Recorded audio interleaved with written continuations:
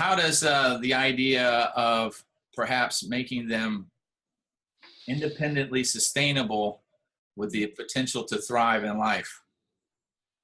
That's brilliant. Is that in the course notes? Yeah, that's my definition. So I honestly believe that's really the ultimate goal. We can't define their happiness for them, but we can give them a structure for them to find that for themselves.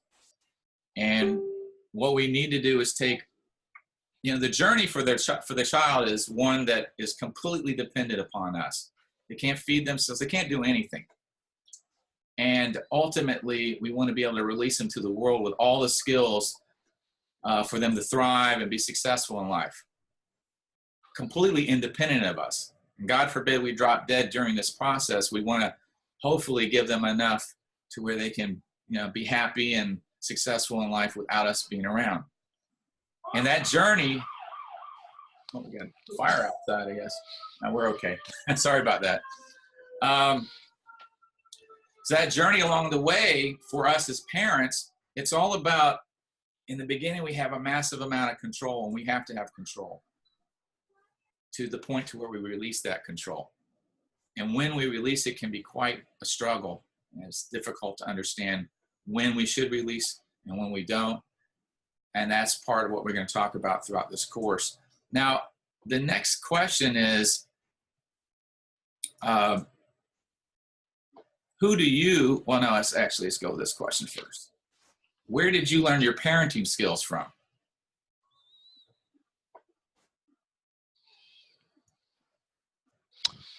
So the first 10 years of my life, I was with my parents. And then the next 10 or 8 years of my life, I was in a boarding school. So I sort of learned from both from my parents and strangers and grandma and families and relatives. So that's pretty much what I learned. What would you say is more of the style that you've adopted, from the parents or from the boarding home or from these other people? I probably think I adopted mostly from my dad. Okay. Which is very common. That's a big thing. I mean, especially with sons, they need their fathers. My mother is a psychotherapist, and she works in the prison system. And she works with people who are never getting out of jail. They're in there forever. And she told me something that was just amazing. And I looked it up and verified this. She said something to the effect that 99% of those people who were in there did not have a father figure. But that's how important a father is in their life. That these guys didn't have a dad in their life, and they ended up just getting in all sorts of trouble and ultimately doing something that caused them to be placed in prison for the rest of their life, and killing people, horrible things. I mean, just the list of things she's told me some of these people have done, it just makes me shudder. So anyhow, let's brighten it up. Melanie. Yeah, let's change the subject. Basically, my mum and dad first on the list. But I think one of my main influences was probably my sister, because she had children 10, 11 years before me. So I think I picked a lot of my parenting skills up from her. And also other parents, friends that have got children. And also as a child, I remember noticing when I was quite young how parents of my friends would handle situations differently, who were different with their children. And I think that kind of made quite an impact on me from quite a young age, how, different families have, different ways of dealing with things, different relationships. So I think a good mix of everybody, and uncles as well, and other family members. So what age do you think you were when you began recognizing the differences between other parents and the relationship with their children as opposed to yours with your parents? probably from early teens, when I, you know, started spending a lot of time at other friends' houses, and just realised that, you know, things were very different there. You know, things weren't run the same way as in my household. Maybe their mum was, you know, a lot more relaxed with them, and yeah, from that sort of age, I started realising, you know, there's not just one way to be a mum or a dad. You know, people seem to do it differently everywhere. So after puberty. Yeah. Okay. Yeah, 13, yeah, 12, 13, 14, Yeah. around that. That falls in line with everything that I've learned. Yes. How about you, Sarah? Where did you learn your parenting skills from? This is difficult because, well, it's a difficult one to answer because I was brought up mostly through like a nanny. I had a nanny. So I learned some of it from then. The others, I kind of looked at what I didn't have.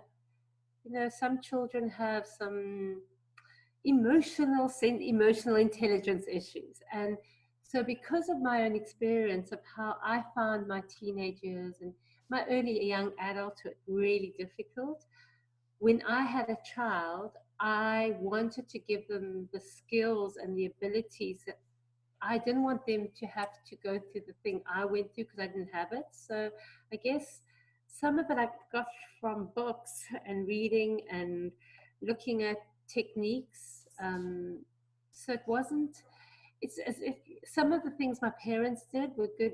They weren't bad people, but they themselves didn't know how to parent. So yeah, does that make any sense? Absolutely. Yeah. Okay. Where I live on an island, and one of the things that I see going on is that probably a good percentage of the people here the kids are being raised by their nannies. The parents are, you know, most people here are quite affluent. You know, they make a great deal of money. They run businesses. They're traveling all the time. So really, they're being raised by their nannies, and I get them to coach when I coach them in sports, and some of the lessons that aren't being taught by mom and dad that they should be learning, the nanny's ill-equipped to teach. And so I become that person for them to teach them boundaries and what right from wrong and these sorts of things. And so I definitely noticed a difference between, say, somebody that's raised, I'm not suggesting that that's what happened in your case, but you know, it's a different connection between being raised by a nanny who doesn't quite have the same vested interest that your parents have in the child. So that's interesting.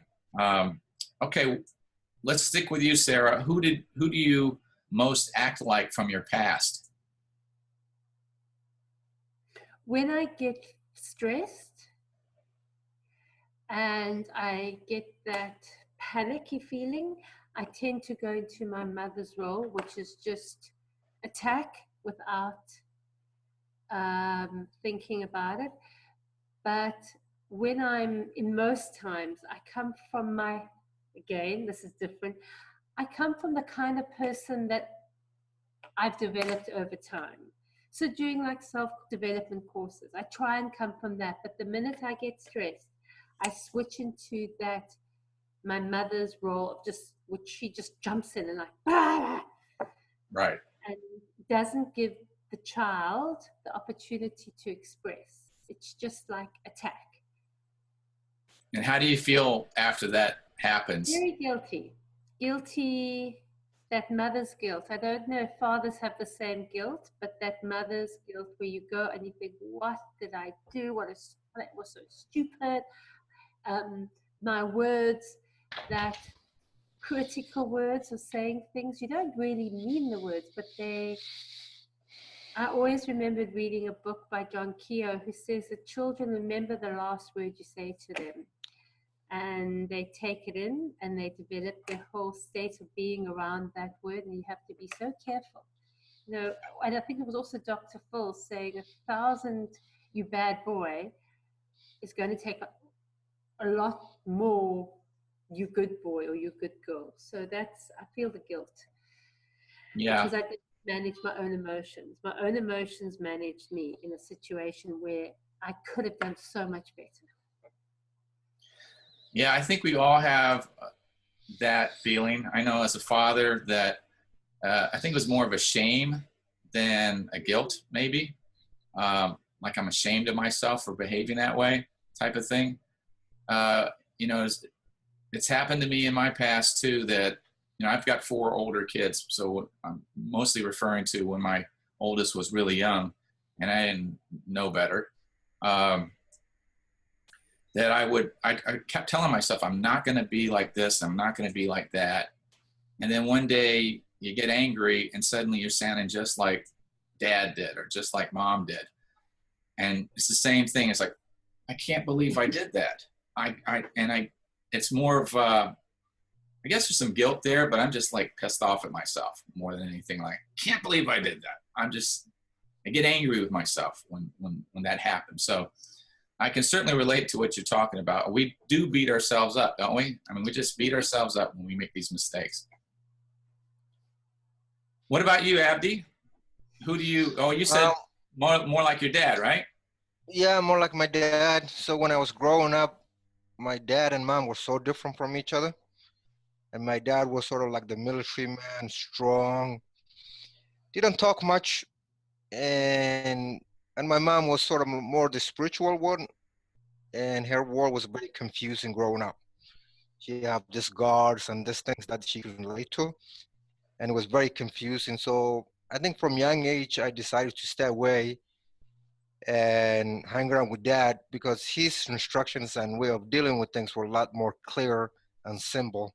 So I think I bought into my dad's way of thing. Okay, makes sense. Thanks for sharing. How about you, Melanie? Who do you most act like from your past? For me, definitely my mom. And I would say probably half the time I try and act like my mum, and the other half of the time I try not to act like my mum, the same as you were saying. Sometimes I catch myself, the things that I think she did well, obviously I want to emulate them. And I try to steer away from the other behaviors that she perhaps had, but find myself falling into them, especially when I'm frustrated or anxious, or I feel I can sense my mum coming out in me and saying the things she said. And afterwards I'm like, well, why did I say that? You know, I remember how it was when I was a child. I used to hate it when she'd say that to me or do that, or but it's in you somewhere, and it's hard sometimes to keep it out of to the side. So definitely my mum 100%. So one of the things I've observed just listening to everybody here is that we're all having a very similar experience. We all want to do some of the things that our parents have taught us and how to behave, and there's other things that we definitely don't want to do, yet we still from time to time will act in ways that we don't want to act. So in essence, what we're talking about is that our parenting university, we got from them. And the reality is that they also went to their own parenting university, which was their parents. And you can just keep going back all the way back to Adam and Eve or to Lucy or whatever your belief system is, where all this stuff started, right? So nobody has really come up with a structured system during the process of childhood. There are academies out there. I found some courses, some workshops that people can go to. They're available, but they're very localized. And now we're in this huge global connective world that we're in now, and so this is a good time to be alive and a good time to be able to get people on the same page. That's what we're doing here, looking at our inventory of how we are in terms of our parenting. Now, the next question, Sarah, you kind of touched on it already. The next question is, where do you get your temper from? Who showed you how to express anger, frustration, or rage? And you kind of touched on it in the sense that when you get stressed out, you start to sound like mom, right? Yeah, So, it's that very volatile. And the reason is that I can see in my husband's family, when they get upset, they withdraw into themselves and they become the silent type. But it wasn't just my mom, it was also my dad, that they both, when they got upset or angry, they showed it. but the benefit was they got over it very quickly. So I grew up learning that if you have a feeling, express it. Sometimes that's not the best way to be. So that's where I learned from my parents. Feelings you must express. Okay. So, that fight or flight, just do it. Okay. That's I have a little input on that too. My wife's family's very much like that. They'll have these big fights, blow up fights, and then they're hugging each other 5 minutes later, right? And it's out of their system. And in my household, I was raised in a military household, and it seemed like everybody's held a grudge forever. It's like you couldn't yell, because if you did, that's all you talked about. Oh, you yelled at me, and I don't like you now, and they just couldn't get beyond it. So when I met my wife and I saw this happening, I was like, how are you doing that? It was so bizarre to me that you could behave in such a manner, but it was refreshing, because I felt like, my family should be able to do this as well. Why are we hanging on to something that should have been dead and buried long ago, and just move on with our lives? So thanks for sharing with your life story there, Sarah. How about you, Abdi? I think I get both of them, and they were both very expressive with their angers and temperament. So, but I leaned more towards my mom.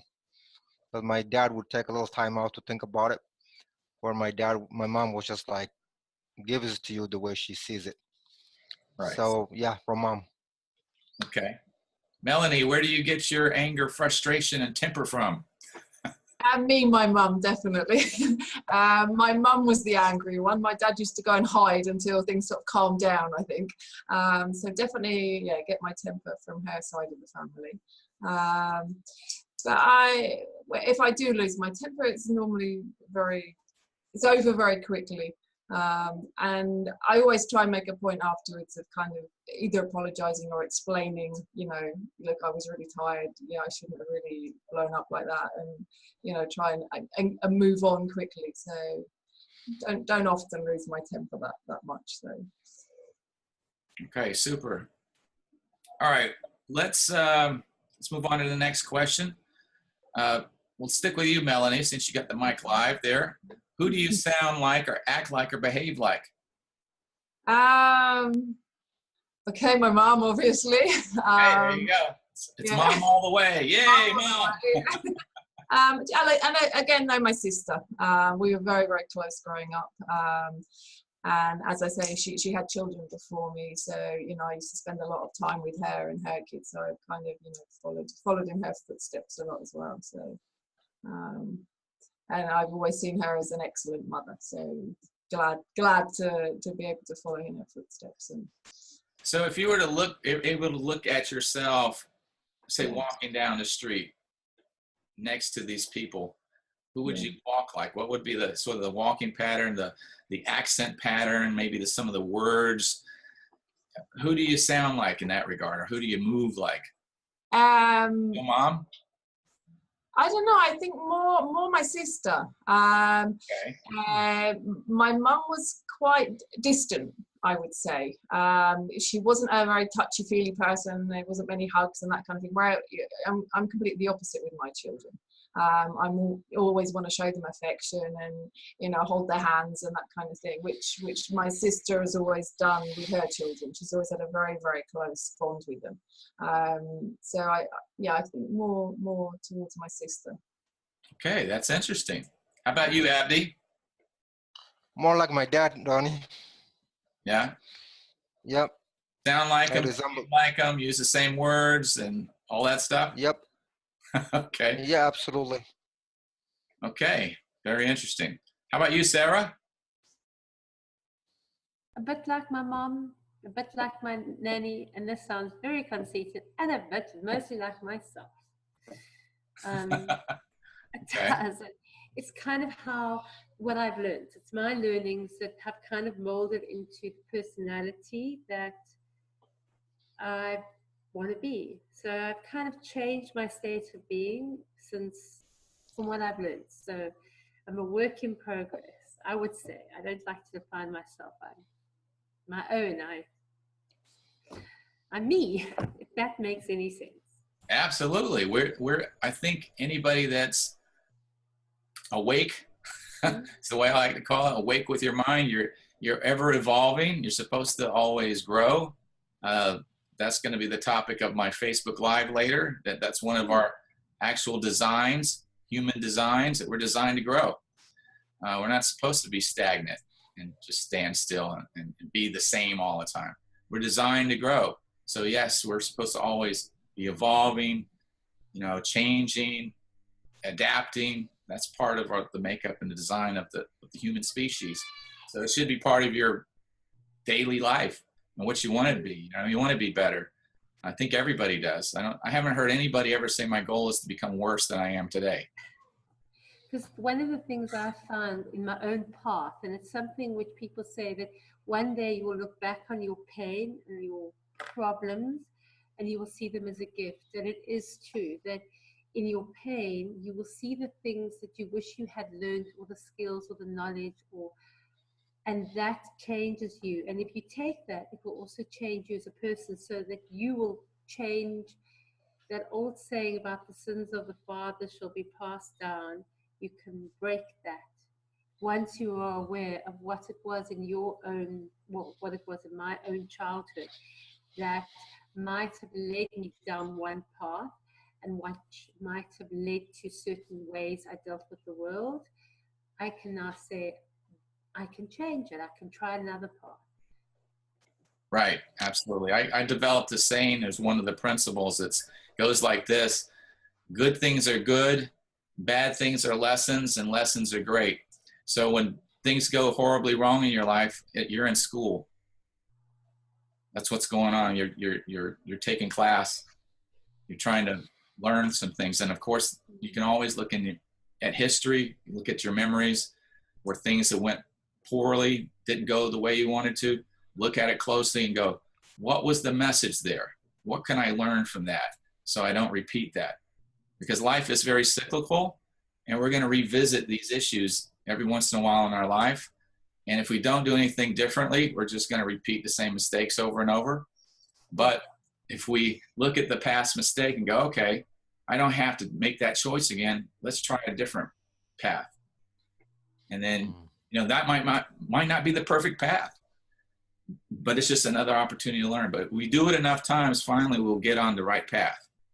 So it's kind of an optimistic way of looking at things. So even when bad things are going, and last month, for example, was a terrible month for me. I mean, I had health issues. 2 parents were in the hospital, gravely ill. I thought I was going to lose 2 parents back to back real quick.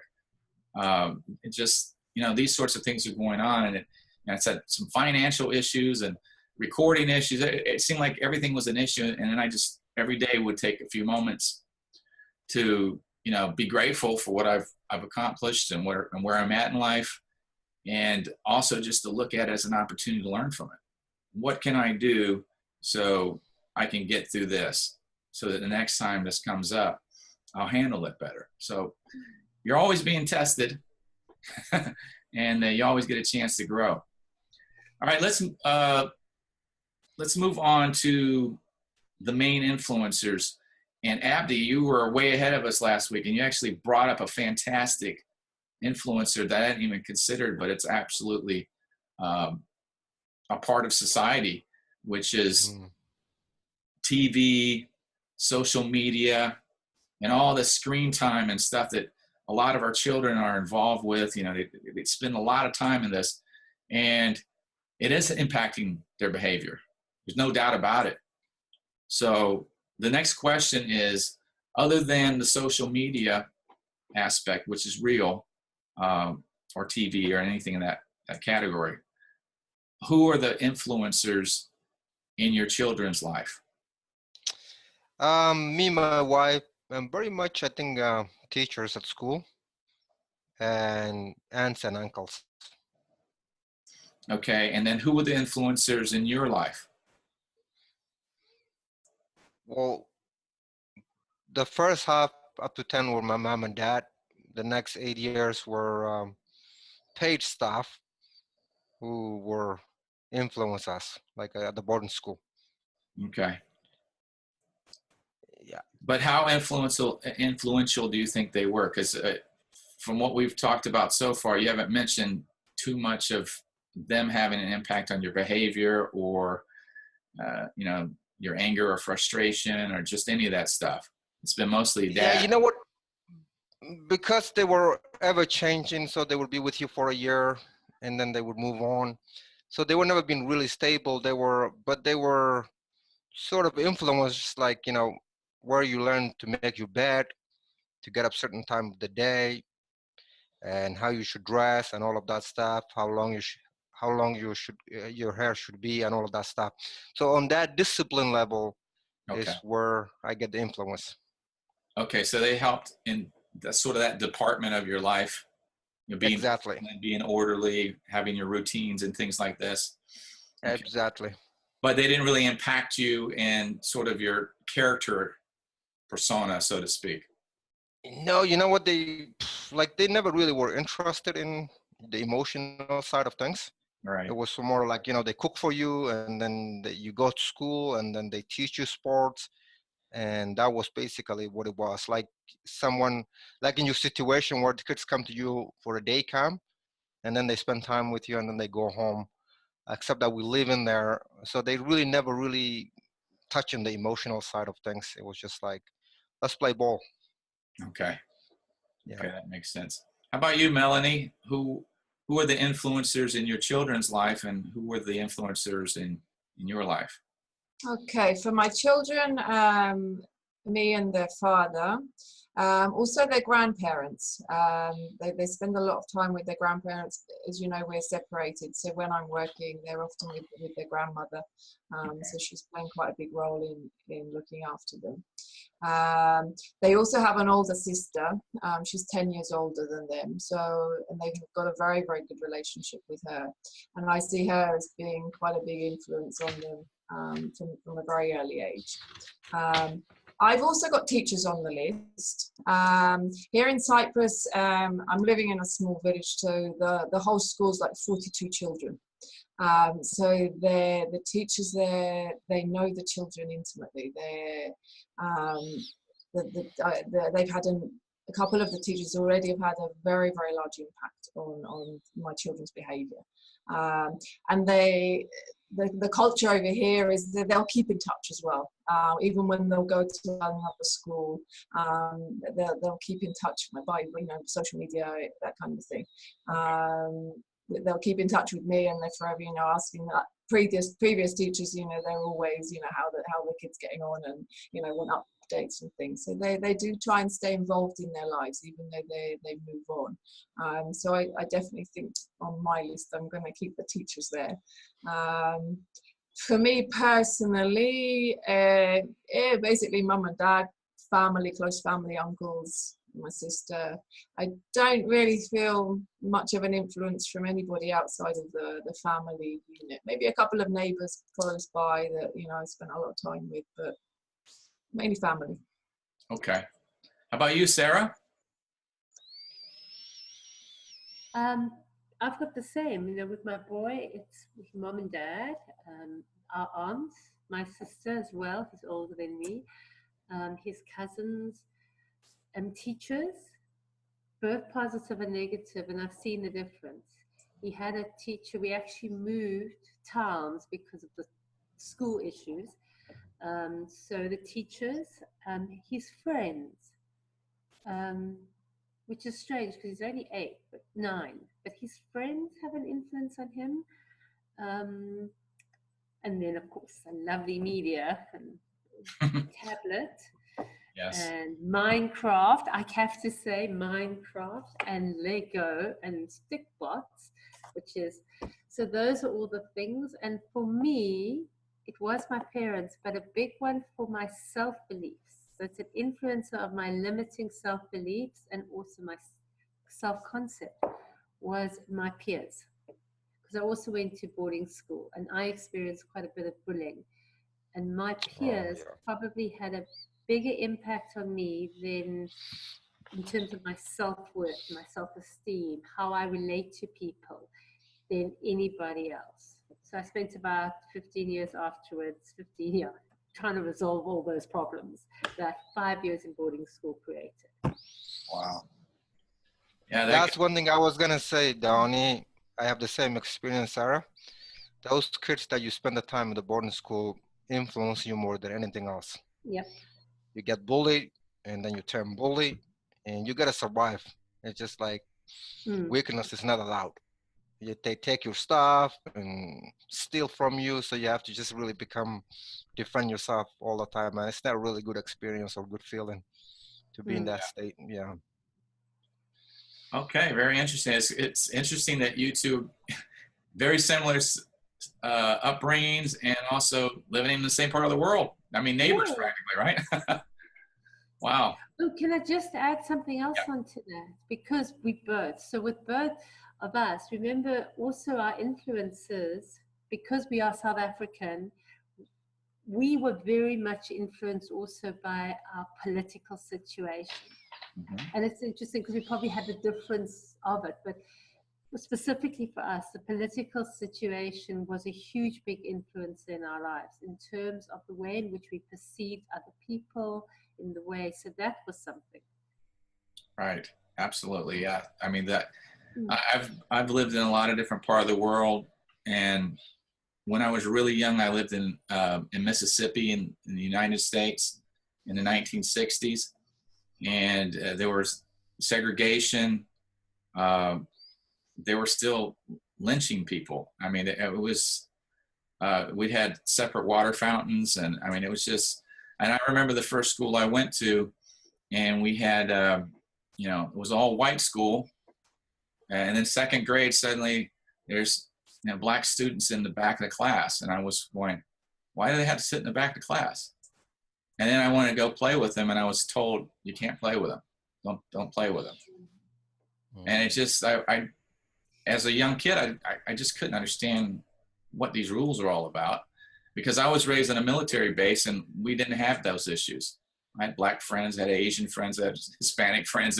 Everybody was the same to me. And suddenly I'm in this school that's off of the base in Mississippi, being run by that government, and they were still segregating people and treating people differently. And it was very confusing for me as like a 7-8-year-old kid. It just didn't make any sense. I was like, what's going on here?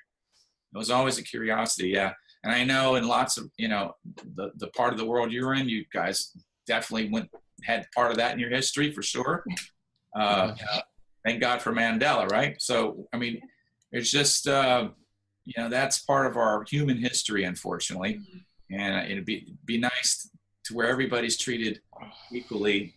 I hope I live long enough to see that happen. So the next part, as we start to close out this section, I want to, how many of you have an active co-parent? Somebody else is participating in the parenting with your child. Okay. Okay. Now I know it's maybe a little bit different for you, Melanie, because you're separated. Yeah, I was going to say I'm struggling a little bit with this part of it. They do have contact with their father. They do see him for a few times a week, but it's not for very long. And I have zero contact with him at the moment. Okay. So it's not something I can discuss with him, his different parenting styles. Right. Okay, he's still an influence on the children, but I wouldn't say he's playing a very active role. Right. How much of his history do you know? I mean, if we were to ask these questions of him, all the ones we've asked today, yeah, how many of those could you answer accurately? Yeah, that's what I've tried to do. I've tried to kind of think, you know, what would he, without asking him, you know, how would he answer the questions? Yeah. So yeah, I've got a rough idea how he would. Yeah.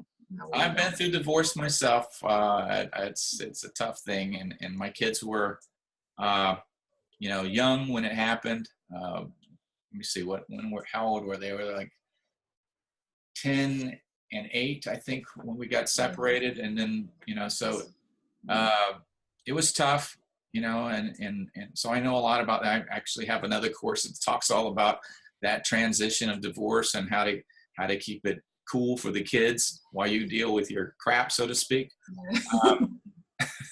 because you don't want it to spill over into the relationship that each parent has with the child if you can help it. Because the children aren't divorcing the parents are getting divorced from one another. And it does have a huge impact on how they view the world, because you are their world and the world is separating for them, and it could be a highly traumatic experience. I was a child of divorce as well. My parents divorced, so I've had firsthand experience. Yeah, you can see it from both sides. Yeah. So the next part would be, how do these co-parents contrast in this history, and how do they compare with this history? So, Abdi, you have your wife, yes? Yes, I do. Okay. Has she looked at any of these questions? Have you had her go through any of this? Yeah, I think we sat down 10, 15 minutes. Okay. And I think we pretty much have mixed style of parenting, from anywhere from helicoptering to being authoritative, but we're very close. I think we oscillated in between being helicoptering parents and authoritative parents, but we are very close, so really there's not much issue there. Okay, so you feel as if, as co-parents, you've got more working together versus like contrasting. Luckily now, yes, that's the case in my household. Okay, super. How about you, Sarah? Interesting. If you think about your own, wait, am I muted? No, you're on now. Oh, okay. You're on. My husband is exactly like your family, and I'm like your wife's family. So he does sometimes get upset. He's more on the rational, like he says, an example would be, Christian goes to school to do his work. That's what he must focus on. And I'm like, no, the emotional skills, the social relationship skills. So our focus is quite different, what he values and what I value, which in a way is good because it gets a balanced individual. Yeah. Okay, that's very interesting. But the one thing, this is a funny little story. When my son was 6 weeks old, a friend of mine said, you must make sure your husband bottle feeds him. Express and bottle feed. And because I did that, he has a very, very close bond with my son. So he always puts him to bed, which is so cool. So I can be here. There you go. You're delegating responsibility. That's great. Thank goodness. Okay, so really the point of this whole exercise is not really to judge whether your husband or your wife or the co-parent, their background's any better than your background. The point of this is just, let's get it all out on the table. Let's see what we have, what I know, what you know, and we want to try to figure out what we can work together on and look at those things that we're not going to be in agreement with. And later in the course, we're going to talk about how we can come to terms with these different things that we don't agree on. And all the stuff we do agree on, we don't have to work on at all. We're just, all right, let's focus on what we do well together. And these other things, we're going to table it for the time being until we get further in the course and start working on conflict resolution, which is what we're going to deal with later in the course. So the next phase in the next section is we're going to take this a little further. We're going to actually do an assessment. I'm going to go through one of the assessments next week. I have a parenting style assessment. I also have a personality style assessment. We won't do the personality style in the session, but we will do the parenting style assessment. We'll go through it question by question, and we'll try to figure out here in group format, what our actual parenting style is. And then if you can get your co-parent to do the same thing, that would be great, because, that could be your homework. Just both of you take the assessment test beforehand, and then you can start comparing notes. Because if you both have the same parenting style, moving forward, it's going to be a lot easier than if you have contrasting parenting styles, or different parenting styles. Because ultimately, we all want to be on the same page to some degree, and those things that we're not on the same page, we need to, we don't want our children seeing the conflict between us. Okay, we need to resolve all this stuff out of their view so that we're on a united front when we deal with our children. Otherwise, they're going to see these two different individuals and they're going to figure out where they can manipulate one side versus the other. Because that's ultimately what children will do. They look for the weak link. Okay, mom's always giving in, so I'm going to go to mom for this question. And then dad's going to find out later, and guess what? Mom and dad are fighting later. So mom and dad shouldn't be fighting because that's going to ultimately spill over into the relationship between parent and child. And even if you don't believe they're seeing it and they're hearing it. Because one of the roles that we play is model. And we're going to talk about all the models, all the roles rather, of parenting. And modeling is one of these huge roles that we can't turn off. You can't flip a switch and say, I don't want to do the modeling role anymore. You're the model all the time. And children see you as influencers, and they are going to pick up on every single little thing that you do. And they're going to mimic it, and they're going to be just like you. Just like we talked about today, where you got your frustration from, where you got your styles from, where you got your behaviors from. You got them from your parents. And they didn't sit down and talk to you about this stuff. This was just stuff that you witnessed and you picked up and you absorbed naturally. And this is what your children are doing with you. So if the parents are not in agreement and they're not in a united front, frustration is going to occur not only with you and your partner, but between you and your child. And what we want to do as far as parenting goes, if we want to be the best parents we possibly can be, we want to limit the amount of time we're frustrated. We certainly want them to be limited in the amount of time they're frustrated with us. Does that all make sense? Yep. All right, we're going to wrap this up soon. We have any final questions or any specific questions about today? I do have one, and there's the one that I have, and I don't know where to fit in what I've learned so far from the course. And I'm giving you an example. A lot of my friends immigrate from Africa and they come to the US and Sweden and places like that. And all of a sudden the state gets involved in their household. Mm-hmm. And it scares them. And a lot of them don't know how to deal with it. They never hear of it in Africa. No state comes to your house and tells you how to raise your child. But I guess where you're at, the schools and psychologists and all of them are involved. And how is that would impact on parenting? I'm just curious, like when you're afraid of this state's going to be coming, any state. Well, I'd first examine what the fear is all about. Mm-hmm. Now, is it legitimate fear, or is it just manufactured fear, or is it just the fear of the unknown, and then suddenly you're dealing with a new system that doesn't make sense? It's probably the cultural stuff, the fear of the unknown. Yeah. I can relate to that. I've lived in a lot of different countries, and I can tell you the first time, the country that I lived in that really just was completely out there for me when I was young I lived in Japan, and their culture was just completely different. I mean, there was, the symbols that they used for words didn't look anything like English. They read on the left side versus the right side, up and down instead of side to side. I mean, the programming, the fact that they will all line up at the same side on the escalator and leave room for people. I was just like, what's going on over here?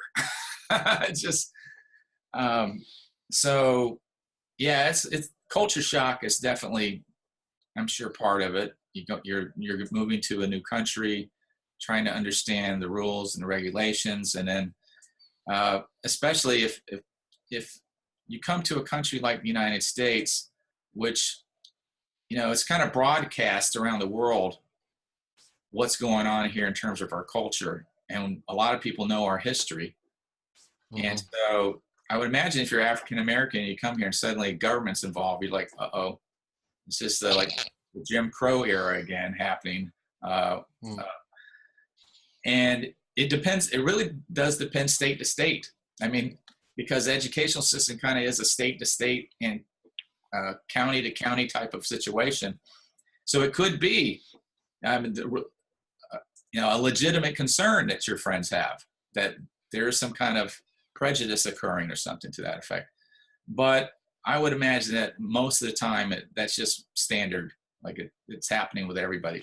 Most of our school systems, especially the public school systems, they do have counselors and things like that. And especially if there's somebody migrating in from a different culture, they want to help assimilate them better. So they'll try to get a little bit more involved. And that may be what's happening. I mean, I don't know the details, but I'm just throwing that out there because that's just my experience speaking right now. I think it goes along the line of losing your children. So they kind of feel like, I guess they're losing their children because there's that other influencer who's influenced them type kind of thing. I think that's what it is.